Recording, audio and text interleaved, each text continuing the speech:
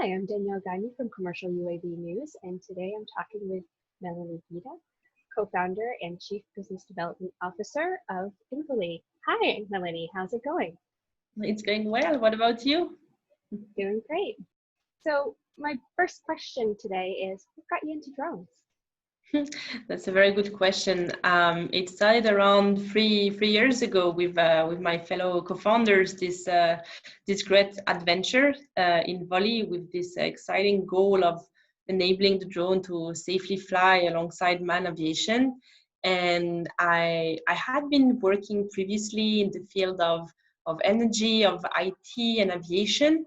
And to some extent, jumping into the drone industry became the next logical thing, because we found the right idea with the right persons at the right moment, and we said, hey, yeah, we can make it a reality.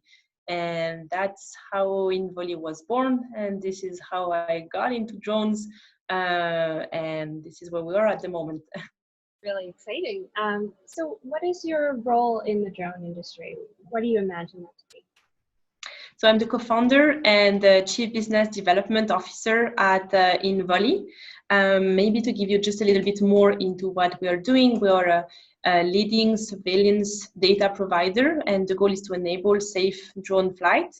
We are based in Switzerland, and the technology consists of having a ground-based network of sensors that detect aircraft, and especially at low altitude. And we share this information with drone operators, with drone pilots, with UTM platforms, in order to permit situational awareness. So in other drones, we think that it's only by knowing where a danger may come from that one can avoid it. And since most drones are, let's say, blind to surrounding air traffic and can rely only on whatever the drone operator can see, we give them eyes. We provide a real-time air traffic picture of whatever is flying around and might be at risk of colliding. And especially one thing to keep in mind is that all that can happen very quickly if the drone is, let's say, 100 meters high and there is a rescue helicopter that comes rushing to a hospital, hence the need for a system such as ours. And my role in all that is to expand the network, the partnership, understand the client needs, because it's a very, very, very new field.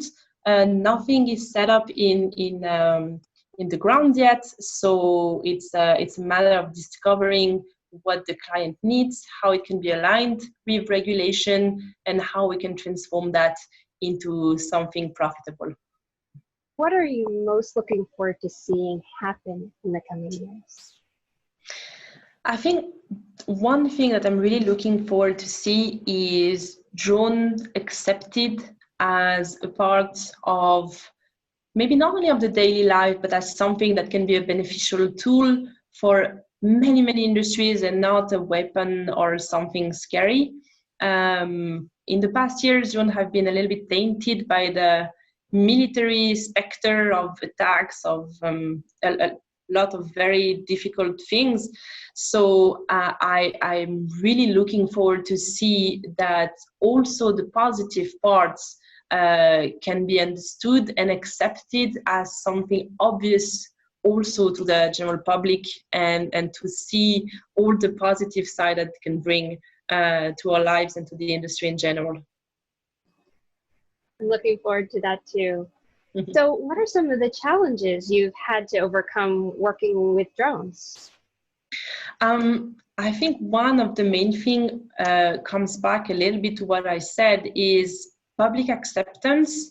It's something very difficult, and a lot of projects failed because they were really technology driven, and when they went out of the pilot project phase, they were rejected by the population that did not see the goal, the positive side, or the benefits out of it. And I think what is making a change is seeing the project now going the other way around, bringing the citizens from the start of the project, bringing them along of the requirements of what would be needed, and along the way of the technical development. And going this other way around, I think it's going to bring us much further away than just the technical development. And maybe another big challenge, and that's a little bit the obvious answer to that, is the lack of large-scale regulation that are allowing the drones to fly, and the fact that they are much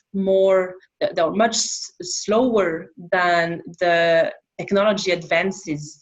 Of course, we're seeing that they are catching up to some extent. We're seeing them happening more and more, but it is something that is difficult for the development and the progress of the whole industry. But work in progress. Both of those are two very big challenges that we're always discussing, and technology is just flying light years ahead of that regulation. So who or what has inspired you and why? That's a very difficult question. I think I'm specifically inspired not by person, but by things, and coming from EPFL, from an engineering background, I'm always excited by new technology and understanding how they work and why they are there.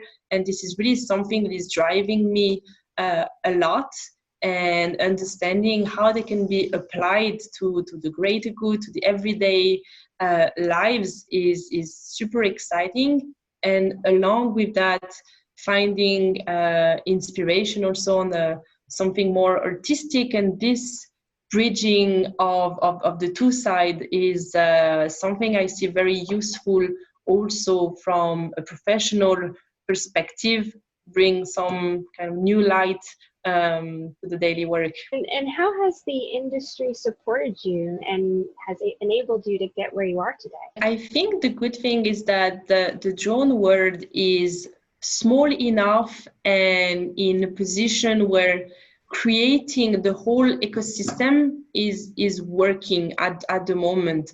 So you find a lot of support within the community itself. We are part of a lot of association and bodies in the drone industry where we can have a lot of support and exchanges that is really, really beneficial to everyone that is involved. You know, what are some ways that we can take that support and encouragement that we have in this tiny little ecosystem of ours and bring that to the next level for supporting women? And how do you personally define what the next level is? What does that look like for you? So it's a very interesting question. I think we are already seeing the changes that are coming. There is a lot that is a matter of communication, of sharing, of reaching out, and especially to the younger generation, to encourage them to take the path of innovation. Just to give you an example that is not specific to the drone domain, but in the engineering school EPFL that I did, I could see already between the moment I started and the moment I left, already a real increase in the amount of women taking engineering classes. And this was done, there are a lot of different things. For instance, some classes specifically done for young girls to show them how cool it is to be an engineer. And I think it is really working its way, discussing how women can bring a lot in science, and as a gender, how it does not matter how we can succeed. I think it's really a lot of communication at the right moment, especially with young women.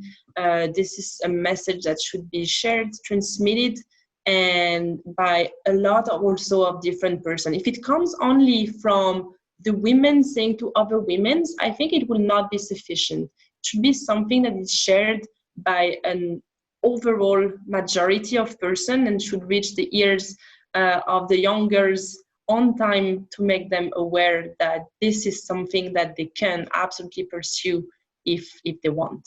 I couldn't agree more. I think that, and it's really exciting to see, you know, your own personal experience, seeing that equation change. More women coming into the drone industry means that our efforts are slowly starting to work and make their way through. And you made another great point that it needs to be the entire industry. It needs to be everyone imagining this together.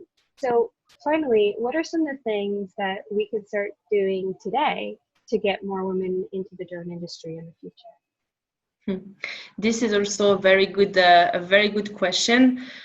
Something that we are all struggling with at the moment is, even when as a company we want to hire as many women as men, we see that it is difficult in the engineering side to find as many engineer women. And if we hire someone, it should not be only for the communication or business side of the company, because it just, perpetuating the consensus. And so it is very difficult, because on one side we do have very good objectives and wishes, but then there is also the reality. So it cannot be only the industry wishing to hire women, because then only you can have only the Google or Microsoft that will take all the very good women engineers, and they would be the only one able to achieve equality or as many women as men in their engineering team. It is definitely something that needs to come from the school, to really push everyone into whatever direction that they want. Maybe it is also sharing with the small boys that they can take a nurse career, and that is fine as well, or a ballet dancer career, and that is perfectly fine as well. Probably there is something that should go along those lines, that everyone should just follow a path that makes sense for their own dreams. And probably we're going to see more equality for the next generation or in the next few years. And at the moment it's going to be something a little bit difficult, but I'm fairly confident that we're already seeing a lot of progress in this domain. And I'm looking forward to that, but we still have a long way to go. You're right. This is the long game, as I always say. But it's great to see the strides that we're all making. Thank you so much for joining me today. It was a pleasure speaking with you, and I hope you have a great rest of your day. Thank you very much.